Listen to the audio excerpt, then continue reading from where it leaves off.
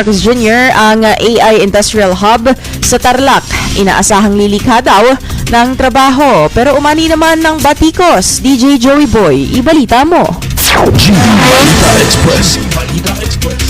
Ipinagmalaki ni Pangulong Ferdinand Marcos Jr. ang planong pagtatayo ng PAX Silica Industrial Hub sa New Clark City sa Tarlac na inaasahang magiging sentro ng Artificial Intelligence o AI manufacturing at logistics sa bansa.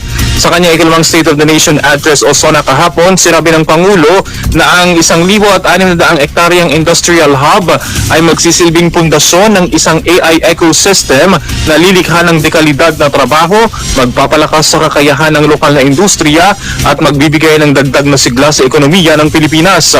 Ayon pa sa Pangulo, magiging mahalagang bahagi ang proyekto ng Luzon Economic Corridor na layong palakasin ang posisyon ng bansa sa advanced manufacturing at sa pandaigdigang AI at technology value chain.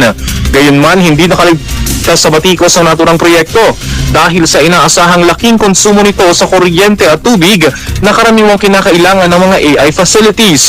Kinwestiyon din ni ACT Teachers Party List Representative Antonio Tino ang proyekto na nagsabing posibleng maging bahagi lamang ang Pilipinas ng supply chain para sa military-industrial complex ng United States sa ilalim ng PAX Silica Initiative. Iginiit ni Tino na sa halip na tunay na pag-unlad ng ekonomiya, maaari umanong magsilbi ang proyekto na estratehikong interes ng Amerika sa paggawa ng semiconductors at iba pang advanced electronics na maaaring gamitin sa military applications. Para sa GV Balita Express, ito si DJ Joey Boy sa GV 99.9, Your Good Vibes.